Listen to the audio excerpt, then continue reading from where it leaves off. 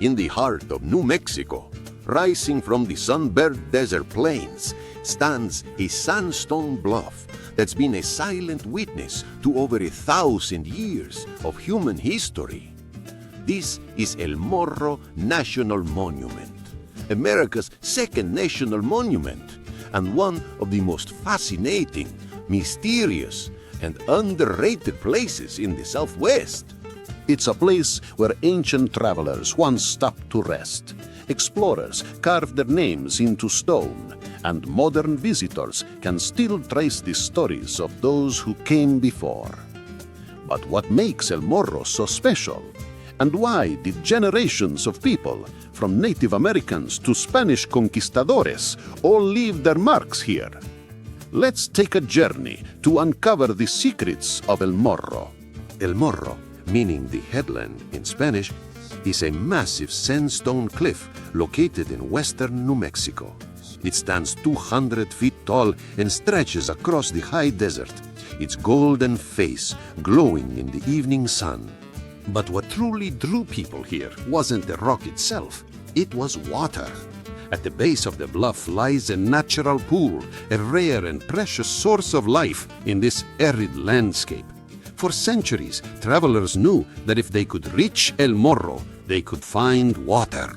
Native Americans, Spanish explorers, and American pioneers all stopped here, drinking from the same pool, resting beneath the same cliffs, and leaving behind messages carved into the rock.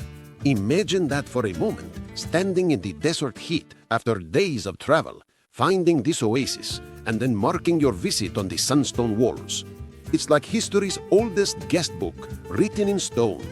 Long before the arrival of Europeans, the Zuni and other ancestral Puebloan peoples called this region home. They carved petroglyphs, symbols, animals, and geometric designs into the rock face. Some of these carvings are believed to date back as far as AD 1200. They tell stories of hunts, migrations, and spiritual journeys. High above the base of the cliff are the ruins of Atzina, an ancient Pueblo village that once overlooked the pool below.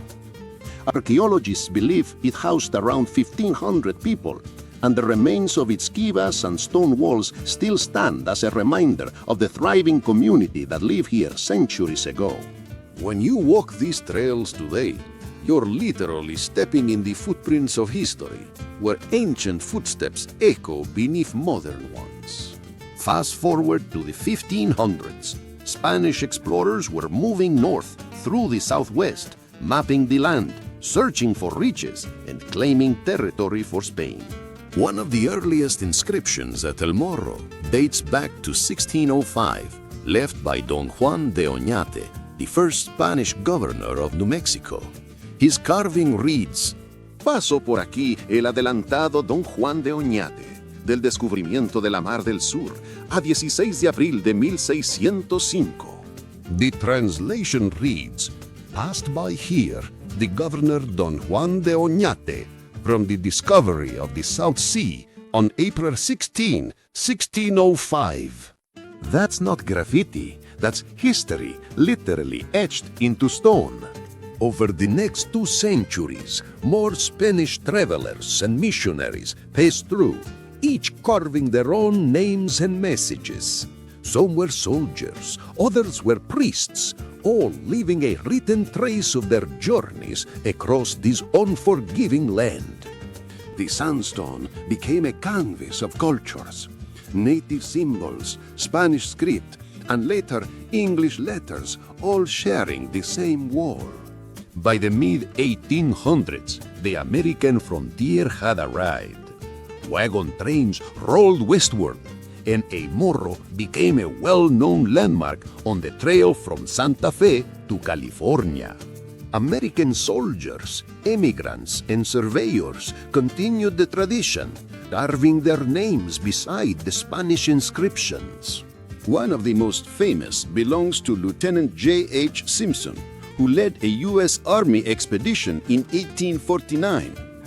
His team was among the first to formally document the site, sketching and transcribing the inscriptions long before it became a national monument. Imagine standing there in 1849. No paved roads, no signs, just open desert and this massive stone wall filled with names from centuries of travelers. It must have felt like stumbling onto a time capsule. In 1906, President Theodore Roosevelt established El Morro as America's second national monument, just after Devil's Tower in Wyoming. Roosevelt wanted to protect these carvings not as graffiti, but as pieces of living history. He saw El Morro as a link between cultures and centuries, a monument not to one nation, but to everyone who passed through this corner of the world. Today, the National Park Service carefully preserves the inscriptions, ensuring they remain visible for generations to come. Walking the trails feels like stepping through a timeline, from ancient petroglyphs to Spanish explorers to American pioneers. It's a journey that connects us all, written one name at a time. If you visit El Morro today, you'll find a quiet, almost spiritual place. The main trail loops around the base of the bluff, where you can see hundreds of inscriptions up close. Each one tells a story, some in Spanish, some in English, some in symbols older than both. Continue upward on the headland trail and you'll reach the Atsina ruins atop the mesa. From there, you can see miles of open desert, painted mesas, and the same horizon that's been unchanged for centuries. It's an easy hike, just a couple of miles, but it feels like walking through layers of time. There's even a small visitor center where you can learn about the geology, archaeology, and people who once called this place home. And if you time it right, catch the sunset. The cliffs glow gold and pink, and the pool below reflects the sky. It's pure magic. El Morro isn't just an old rock covered in carvings. It's a record of humanity's journey through this land. It shows how cultures overlap, how people endure, and how everyone, in some small way, wants to be remembered. From the petroglyphs of ancient Puebloans, to the bold handwriting of Spanish explorers, to the steady chisel marks of American soldiers, El Morro tells the story of us. So, the next time you drive through western New Mexico, take a detour and visit El Morro. Stand beneath its sandstone face, listen to the wind, and imagine the travelers who stood there before you, thirsty, tired, hopeful, carving their names into eternity. This is El Morro National Monument, where history, culture, and nature all meet on one stone canvas. A place that reminds us every traveler leaves a mark. Thank you very much. Don't forget to like and subscribe, and we'll see you next time.